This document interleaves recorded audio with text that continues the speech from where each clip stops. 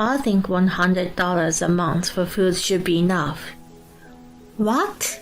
That's impossible. If you can't keep it down to $100, I'll divorce you.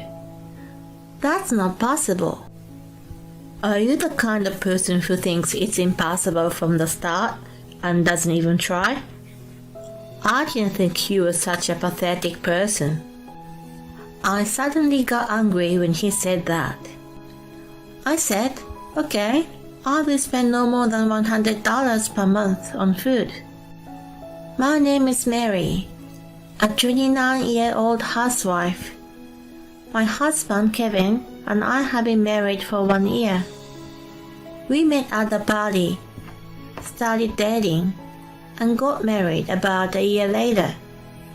He told me, I want you to be a stay-at-home wife after we get married. So I quit my job and became a housewife. I loved my job, but my new life with my husband was more important to me. So I chose to become a housewife without hesitation. After getting married, we had happy days. Every day, I made lunch for my husband and cooked elaborate meals for dinner. I was very happy that my husband enjoyed my cooking, saying, Mary's cooking is really delicious. At that time, his work was settled and he always left work on time and came home early. So we got along well and happy meals together. Recently, however, he seemed to be getting busier at work, and he started coming home later and later. He usually came home after 6 p.m., but recently it's often after 9 p.m. He was working more and more. It also seems that the increased workload is because his boss expected him more. And especially on Friday, he goes out for drinks with his boss and comes home late at night. I felt lonely, but my husband works hard to make our lives better, so I couldn't complain. So I worked harder to make better lunches so that my husband can enjoy them. I made it so elaborate that it looked like an expensive restaurant meal, so I decided to make the same meal for myself too. I felt as if we were having a meal together by eating it around his break time. I hoped he would feel happy by eating it, even just a little. He seems to have noticed the change and said, You've been making me gorgeous lunches lately. Everything tastes great. He said happily when he came home. That made me so happy. After that, I continued to work hard on making lunch for him. Cooking had become my hobby. I took photos of our lunchbox every day and posted them on SNS. I had only a few friends and followers so far, but the number of likes and followers kept increasing. I had never seen anything like this before, so I was very surprised. I saw a few comments asking for recipes, so I started posting detailed recipes and photos. Then some people actually tried to copy the recipe and said, My husband said it was delicious. And I put it in my son's lunchbox, and he said he wanted to eat it again. I thought if I try cooking it this way, it will taste even better. Or maybe using less of this spice would bring out the sweetness of the ingredients. As I continued to cook with these thoughts in mind, I created quite a few recipes. I never thought I would have a new hobby at my age. My husband was as busy as ever with work, working overtime or on holidays, so he was home less and less. But when I was alone, I studied nutrition and became a certified nutritionist. So I was not as lonely as thought I would be. Time passed by so quickly, and 2 years had passed since I got married to my husband. I thought it was time to have a baby and talk to him about it. But he just said, "Well, maybe." My husband's reaction was surprising because I remember talking about how we wanted 2 children before we got married. Does he think he wants kids but it's just not the right time yet? Or did his thought change? I was a little sad because I felt like we weren't communicating well with each other as a couple. I feel like my husband is not as interested in me as he used to be. Even when I want to make love with him, he says, "Sorry, I'm tired." He stopped talking about the lunches I made. I wondered if we got weary of married life and began to feel lonely. Then one day, he made a surprising comment. "Mary, don't you always make too elaborate lunches?" "What?" "I don't like it when you waste my money." "Don't call it wasting money. Besides, I don't spend so much money. I use reasonably priced ingredients and make yummy lunches." "That's impossible. You'd have to spend a lot of money to make lunches that look and taste that good." "No, that's not true. Just a little ingenuity and preparation can make a big difference in taste." "Don't lie. You always take photos of the lunches you make and post them on SNS, don't you?" "What? I didn't think my husband knew that, but he didn't seem to have seen everything." "Stop thinking about making it look gorgeous on SNS. It's embarrassing that my wife spends all the money to get lots of likes. I can't allow my earnings to be used to satisfy your need for approval." "Why do you say that? I don't use SNS for that." "At first, I was just uploading photos because I thought they looked good. And now I'm trying to see how good I can make them look and taste good with reasonable ingredients so that people can easily copy the recipe." No matter how much I tried to explain to my husband, he wouldn't understand me. "No need for excuses. $100 a month for food is enough." "What?" I was stunned. It would be extremely difficult to keep food costs down to $100 for 2 people. My husband rarely cooks, so he has no idea how much groceries cost. I also have to buy drinks, seasonings, oil, and so on. It's impossible to keep it down to $100. "Wait, that's impossible." "Why not? You've been cooking for a long time, haven't you?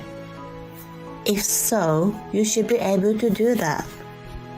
If you can't keep it lower than $100, I'm divorcing you." "What?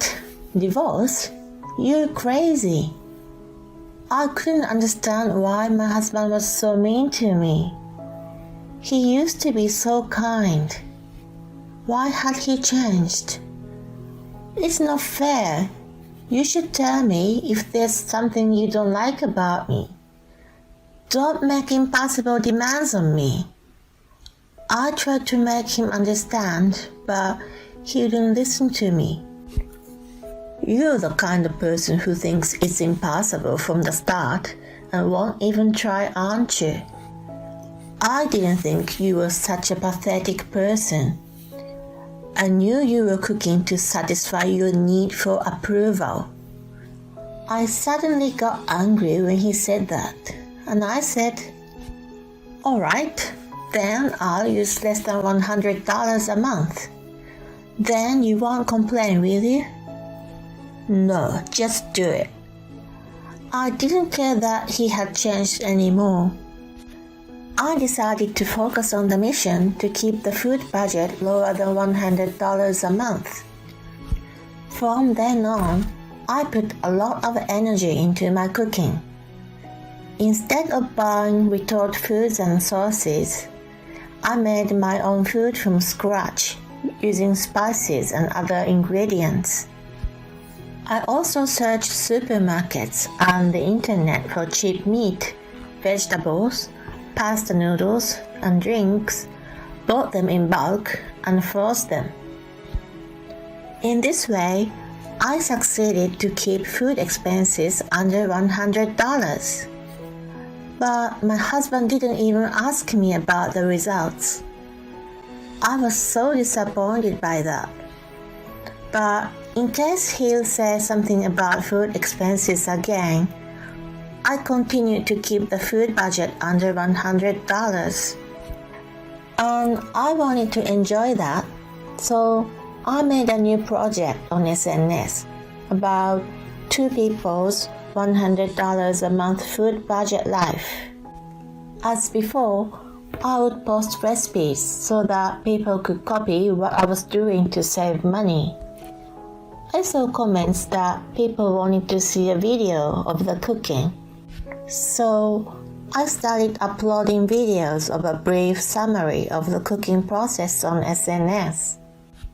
The response was surprisingly positive, and the number of subscribers to my SNS channel increased rapidly, and I was able to monetize the channel in a short time. I was surprised at how amazing the world had become. The more people who watched my videos, the more motivation I had to keep going, and the more recipes I developed. Then my husband said he would go on a business trip for 3 days, the week after next. I thought, then I won't have to cook. So I planned to go to my parents' house. My parents' house was far away and I would have to fly there. So I immediately booked a plane ticket. And the day came quickly, and my husband left the house in the morning with his carry case. He said he would go to his office and then go to the airport. I also went to the airport with my luggage a little after he left. My luggage was small enough to fit in my backpack, so I was able to leave the house quickly. When I arrived at the airport, I was relaxing with a cup of coffee at a cafe, responding to comments on videos on SNS. Then I heard my husband's voice in a crowded place. I instantly recognized his voice because I'm used to hearing it. I looked toward the voice and saw him walking in front of the cafe. I was about to call him when I spotted a strange woman walking beside him, and she was holding his arm as if they were intimate. I couldn't take my eyes off them. That was definitely my husband. Was he having an affair? Was it a lie that he was on a business trip? I couldn't believe what was happening and froze there for a while. The time for my flight had come, so I went back to my parents' house with a blurred feeling. My parents greeted me warmly, but they noticed my sad face and asked me what's happened. They were so angry with my husband and said, "What a bastard." After that, I felt better and enjoyed staying there. My mother's cooking was delicious, and I fondly remembered how I had tried my best to cook like her when I first started living on my own.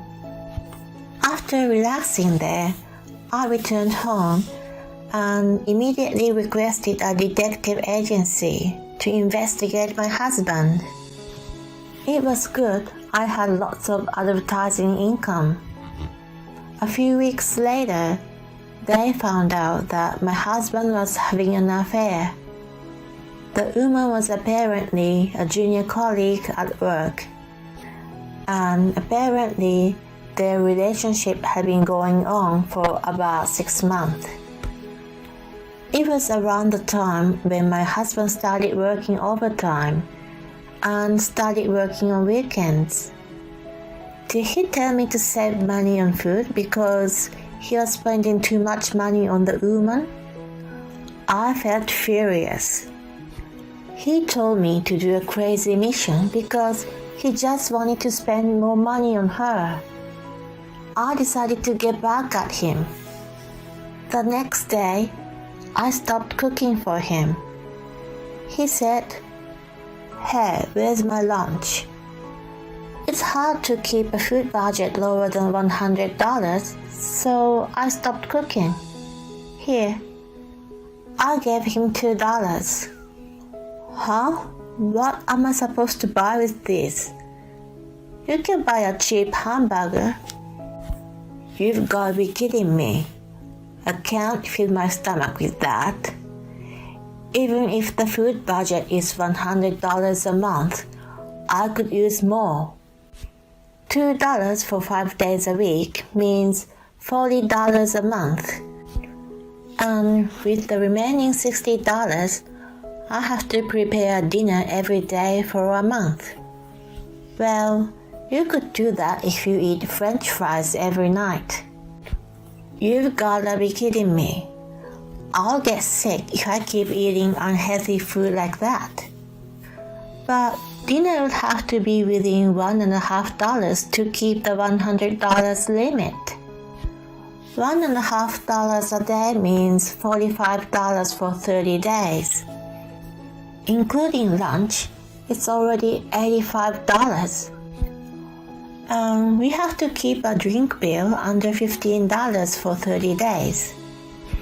My husband finally seemed to understand how difficult it was to keep the food budget within $100. Wait a minute. So all the lunches and dinners you've been making have cost over $100 a month? No, I kept it within $100 because I tried really hard. So why don't you just continue to do that? I don't want to. You won't be my husband anymore. That's why I told you how to keep your food expenses under $100 without me. What? What do you mean? I showed him divorce papers. Divorce? Why all of a sudden? I've been preparing for it ever since I found out you were having an affair. When I said this, my husband's face turned pale. What do you mean by affair? Don't act innocent. I showed him the photos which proved the affair and said I had an investigation done and got proof. Now you can't lie to me, so I demand divorce and consolation money from you. My husband was stunned with his mouth open, but then he said, I may have had an affair, but you would be in trouble if we get divorced, wouldn't you? You're a housewife, and if you suddenly become single, you wouldn't be able to get enough money to live, would you? Your parents' house is very far too. It would be better to forgive me for once and stay married. I'm appalled and said, actually, I'm making a pretty good income right now. What? I'm getting all kinds of business from social networking sites. I've been getting a lot of ad revenue from my videos, and I'm also publishing a book of a money-saving recipe. A recipe book? You're publishing a book? To be honest, I'm making more money than you right now. So, it'll be no problem for me to get divorced. Or, My husband seemed shocked by the fact that his income is less than a full-time housewife whom he had looked down. He nodded and couldn't talk anymore. Anyway, fill in the divorce papers. Then, I left the house with the luggage I had packed beforehand. After that, I communicated with my husband through an attorney and got divorced. My husband and the adulterous partner also paid me consolation money. As for this affair, my husband and I had a mutual acquaintance at his workplace, so it quickly spread throughout the company. Apparently, my ex-husband is being looked at quite coldly, saying that he's a scumbag for betraying his wife who made him elaborate lunches every day. The adulterous partner couldn't bear the situation and quit the company. My ex-husband is having a hard time because he has to pay consolation money and pay tribute to the adulterous partner, so he can't quit his job and is working really hard in an uncomfortable atmosphere. I, on the other hand, have moved into a nice room with a system kitchen and can cook very comfortably. My recipe book has been successfully published and sales are going well. I would like to continue to cook a variety of dishes and enjoy my life. It is honestly too much to ask to keep the food cost for 2 people lower than $100 a month. And the reason why he asked for that is that he wanted money to buy things for his adulterous partner, which is just too much junk. But thanks to such a scumbag husband, he got into cooking and even published a book. So it was good in the end. Now that she can earn enough money on her own, she can slowly look for a partner. Thank you for watching. Please subscribe to our channel if you like. See you in the next video. My name is Hannah, and I'm a 23 years old housewife. My husband Ted is 2 years older than me, 25. We were originally seniors and juniors in college, met at a club party and hit it off. After a period of friendship, we started dating, and he proposed to me the year I graduated from college. I was in love with him, so of course I said yes. I was so excited to be able to marry the man I loved that I would have a happy married life. However, reality was not so sweet. After our marriage, we moved in with my in-laws, and my mother-in-law hated me from the very beginning. My mother-in-law would tell me that she was not able to eat the food that I cooked because it was so bad. She says, "You can't even get broth." She would go out of her way to find dust in the corner of the room or the dirt on the windowsill after I had cleaned, and would tell me that they were still dirty and that I should clean them slowly.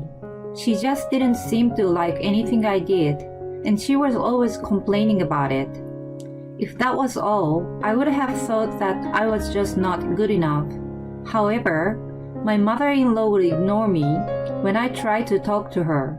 When we order food, she always misses one portion. "There's one portion missing for Hannah." "Oh no! I had inadvertently forgotten that Hannah is here." It would have been better if my father-in-law had noticed it like this. Often I have no choice but to prepare something else myself. It couldn't have been careless mistakes because it happened so often. So I asked Ted for his advice. "Hey Ted, do you think your mother dislikes me?" "You worry too much. There's no way that my mother, of all people, would dislike you." Ted sounded like he was bothered by my question. "Really? The other day she forgot to order the food for me again." I tried to prove my point, but he said, "It was just a coincidence. You're going to have a long relationship with her from now on, so do it well." With that, he ended the conversation. Then one day, my mother-in-law pushed me as we passed each other. "Oh my God! I had no idea there was such a big piece of trash here. It's in the way, so I want to throw it away." I looked at my mother-in-law's face, who looked at me like I was stupid. Then I was convinced that my mother-in-law had been nasty to me on purpose all along. From that day on, she began to verbally abuse me whenever Ted and my father-in-law were not present. When I talked to Ted about it, he told me about what I asked him the other day. "I talked to Mom that you thought she didn't like you. She was very sad to hear that." Was it because of his insensitive remarks that her abuse has gotten worse? I was convinced, and then he added, "You're too paranoid. Don't talk about this anymore. You're such a pain in the ass," and ended the conversation. And after that day, Ted started to come home late, saying that he had to work overtime. About 6 months later, I found a lipstick stain on his shirt when he came home. I suspected that he was having an affair. This was the first time I found something that could be used as evidence. "Ted, what is this?" When I asked him, This. My husband muttered some words, and he finally admitted to cheating on me with a junior colleague at work. I can't believe he was having fun with another woman while his mother abused me. When I accused him, he said it was my fault for not being an attractive wife and got mad at me. Witnessing such a selfish attitude, I realized my love for him has quickly died. After that, I could not forgive him, so I decided to divorce him and return to my parents' home. My mother-in-law and Ted were not convinced that I wanted to divorce for just one affair and complained. However, thanks to my father-in-law's effort to keep them under control, the divorce was successfully finalized. I was also able to receive alimony from Ted and his cheating partner. It has been 20 years since my divorce from Ted. I got married again and had 3 children with the best person I could have ever met. My oldest son is 18 this year, my second is 16, and my third son is 14. My husband and I have a great marriage, and raising 3 teenage boys with endless appetite is a challenge. But I'm leading a fulfilling and happy life. Then one day, I received a call on my cell phone from an unknown number. "Hello, Hannah? It's me, Ted." "Ted? What do you want?" I was surprised that he was calling me out of the blue. How did he find out my phone number in the first place? "Don't be so cold. We were married once, weren't we? We used to get along so well, and I thought we could start all over again." "No. Have you forgotten how we ended? Besides, I'm already married. There's no way I'm getting back together with you. It's gross even to think about it." I hung up the phone and immediately blocked his phone number. I was surprised at the sudden action of trying to get back with me. I refused him once and for all, so I thought that would be the end of it. However, he took an outrageous action that I had not expected. A few days later, while I was cooking, the doorbell rang. I stopped cooking to go take a look, but the doorbell rang again, followed by a banging sound on the door. "Hannah, I know you're there. Hurry up and open the door." "What are you doing keeping us waiting?" Ted and his mother. They are banging on the door and yelling loudly. It was so loud that the neighbors came out of their houses to see what was going on. How could they possibly know where I live? I was terrified by their visit and felt a rush of blood. "Leave your husband and marry me again, and give me back my alimony." "Hannah, who will take care of your father if you don't? He took care of you for a long time, so don't be so stubborn and come home." Hearing the commotion, my sons came out of their rooms. "What's going on, Mom? Are they calling your name?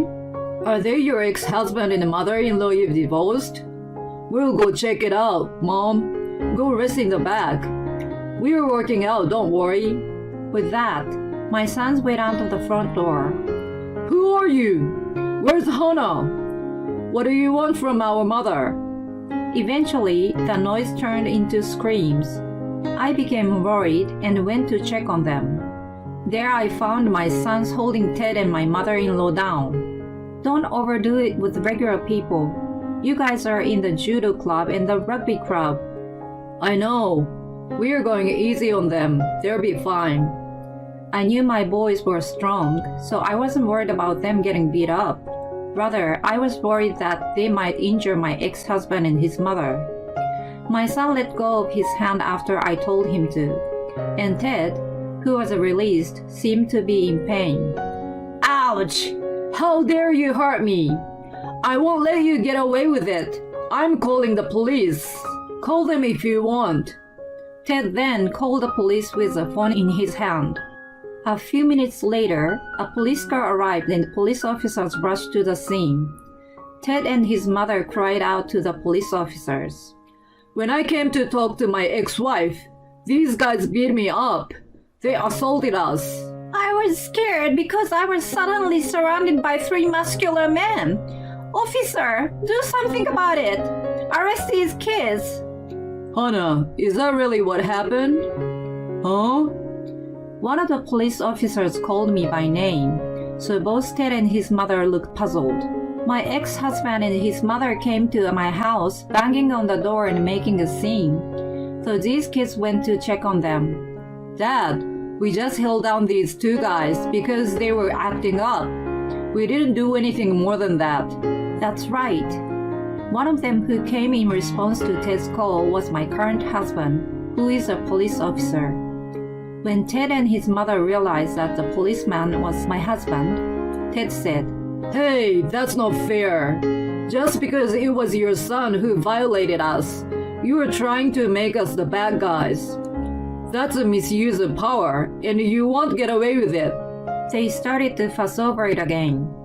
Of course, my husband believed his sons. But it is true that both sides have different opinions. So he couldn't just take Ted and his mother away without any reason.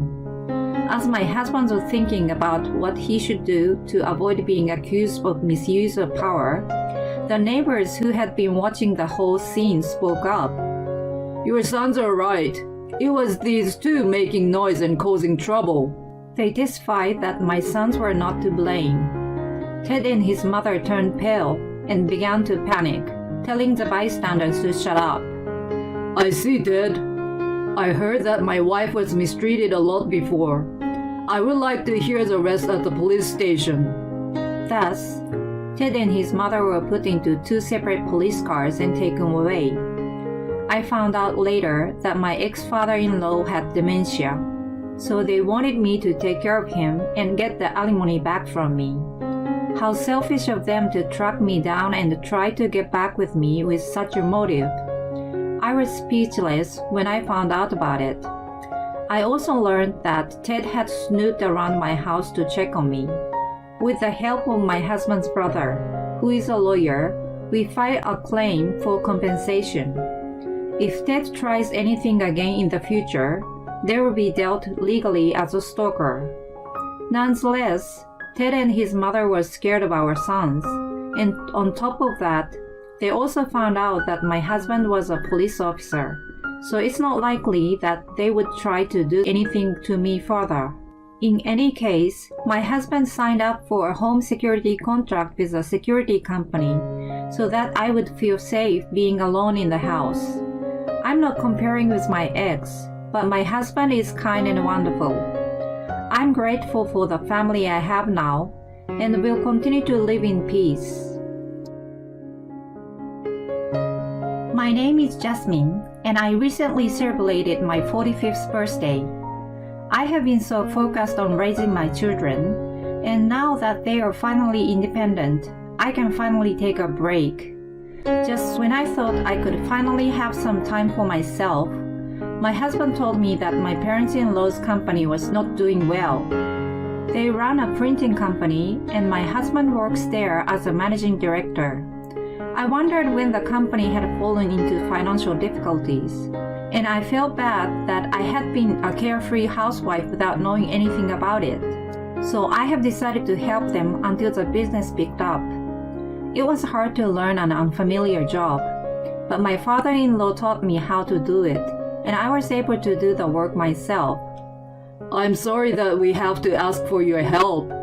I don't even know how it got to this point. My father-in-law said, which made me want to be helpful to him. Every day from morning to night, I work frantically with him, and we're always busy with deliveries. I'm only helping him to rebuild his business, so I am unpaid. I have no complaints about that, and I have worked diligently every day. I was filled with a desire to support my father-in-law who was deeply in trouble. However, the harder I worked, the more I began to question my mother-in-law and my husband's work.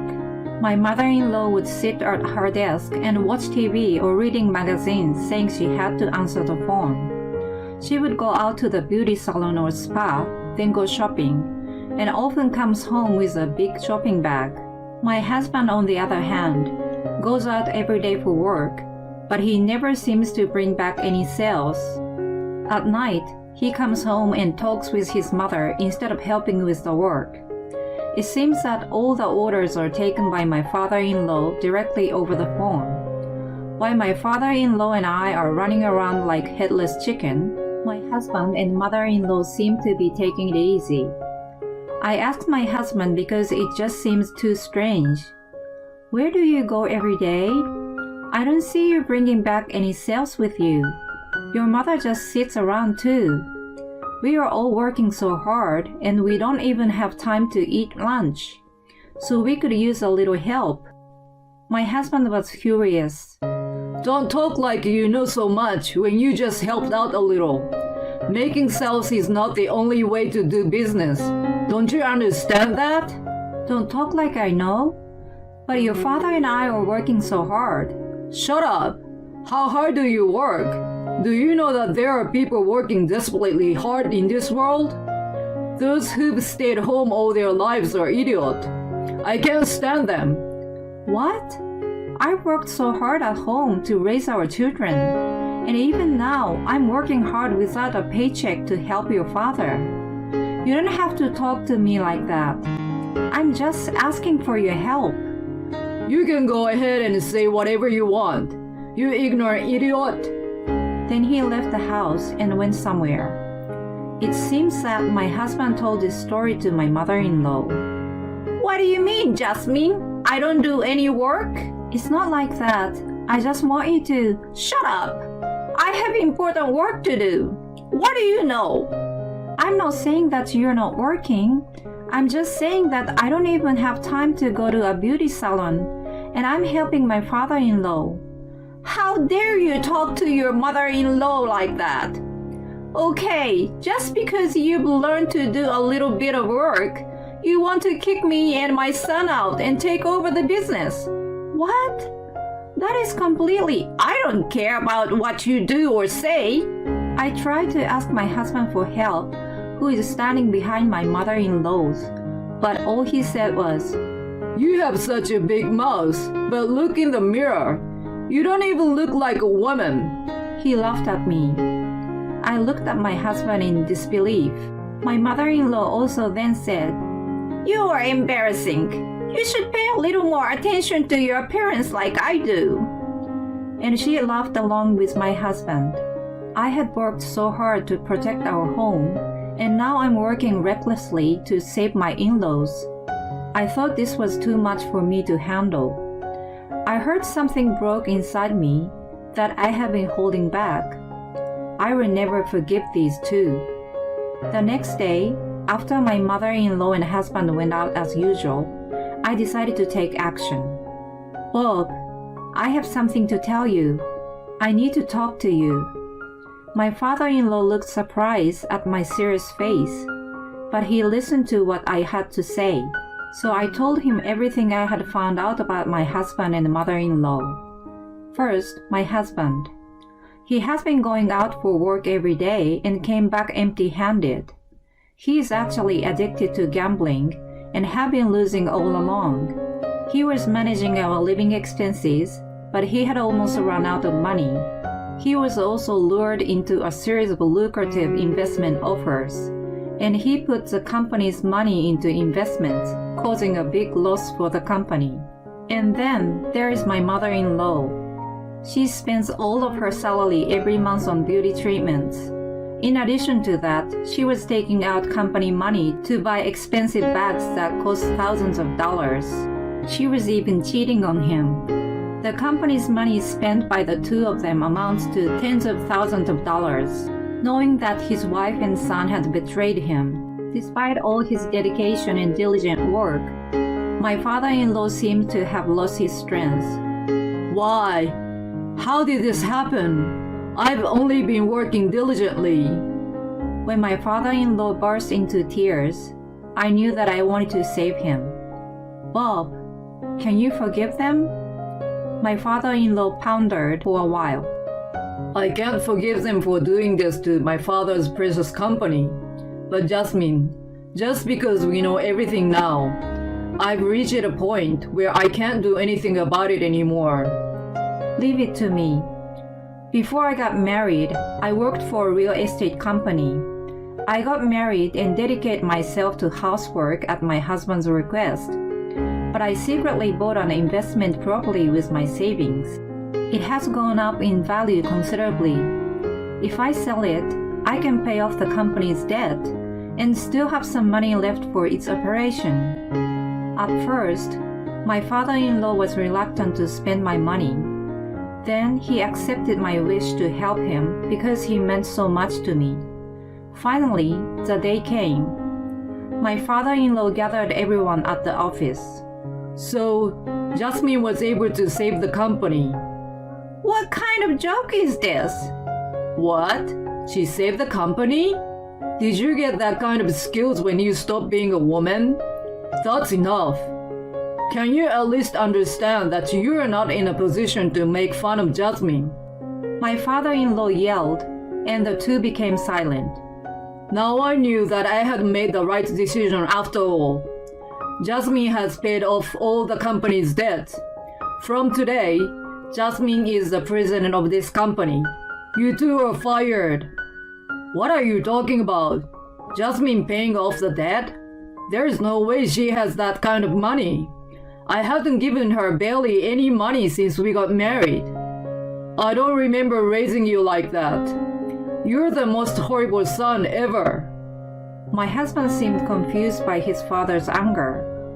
It's just as I said. You two are fired. And I'm going to make you responsible for all your wasteful spending that caused the financial difficulties. When my mother-in-law and husband heard this, their faces turned blue. That's where I come in. I had been investing with my saving from my single days. Unlike your lousy investment, I have been making steady profit. Thanks to that, I was able to save your father's company.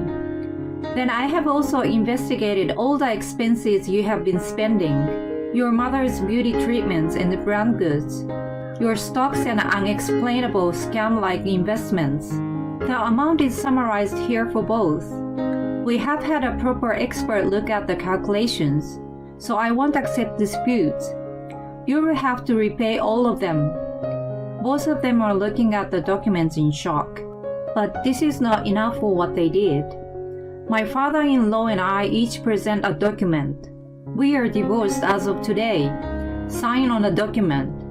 Oh no, this is absurd.